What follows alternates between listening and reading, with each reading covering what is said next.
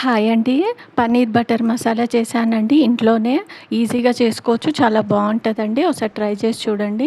First కడాయిలో కొద్దిగా oil తీసుకొని కాజు, సన్‌ఫ్లవర్ సీడ్స్ అండి, మెలన్ సీడ్స్, 2 బాదాం, 4 బాదాం వేసుకొని లైట్‌గా ఫ్రై అయిన తర్వాత ఉల్లిపాయలు వేసుకోవాలండి. ఇవి కొంచెం దోరగా వేగిన తర్వాత టమాటాలు వేసుకొని అవి కూడా మంచిగా మగ్గనివ్వాలండి.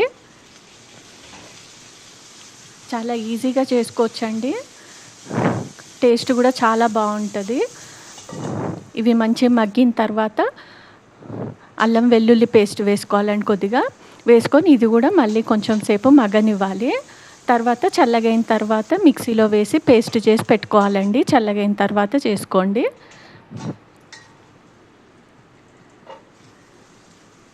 ఇలా మంచిగా వేగిన తర్వాత మిక్సీకి వేసి మంచిగా మెత్తగా పేస్ట్ చేసి పెట్టుకోండి.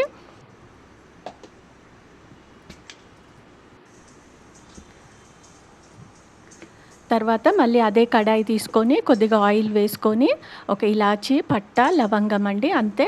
చాలా సింపుల్గా కొద్దిగా లైట్గానే మసాలా అండి, ఎక్కువ లేకుండా వేసుకొని ఇది కొద్దిగా వేగిన తర్వాత పసుపు, కారము, సాల్ట్, గరం మసాలా, కొద్దిగా ధనియాల పొడి అండి, ఇవన్నీ వేసుకొని మంచిగా ఒక 2 నిమిషాలు మాత్రమే వేగనివ్వాలండి. మాడకుండా చూసుకోవాలి తక్కువ మంటలో.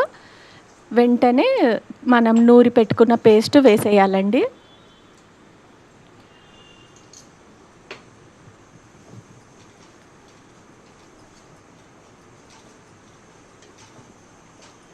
నా వీడియోలు నచ్చినట్టయితే లైక్, షేర్, సబ్స్క్రైబ్ చేయడం మర్చిపోద్దండి. నాకు సపోర్ట్ ఉంటుంది మీరు చేసే లైక్, సబ్స్క్రైబ్ వల్ల. ఇప్పుడు పేస్ట్ వేసేసుకొని ఇది ఒక 2 నిమిషాలు మంచిగా మూత పెట్టేసి ఫ్రై కానివ్వాలండి.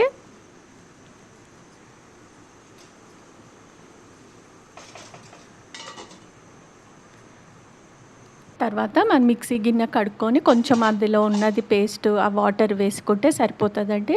మరి థిక్గా అనిపించినప్పుడు కొద్దిగా అట్లా లైట్గా వాటర్ మిక్సీని కడిగి వేసేసుకొని తర్వాత కొద్దిగా కసూరి మేతి వేసుకోవాలండి.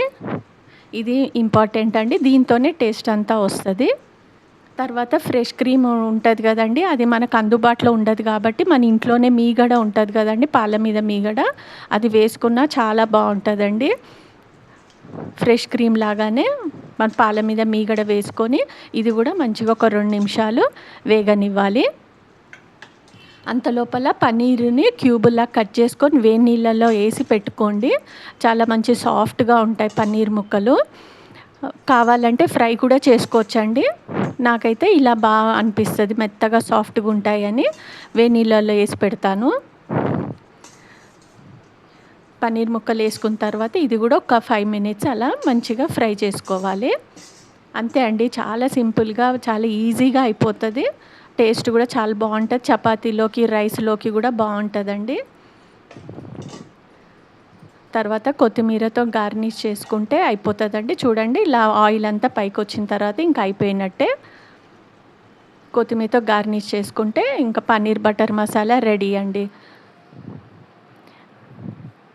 నా వీడియోలు నచ్చినట్టయితే లైక్, షేర్, సబ్స్క్రైబ్ చేయడం అస్సలు మర్చిపోద్దండి. Thank you for watching.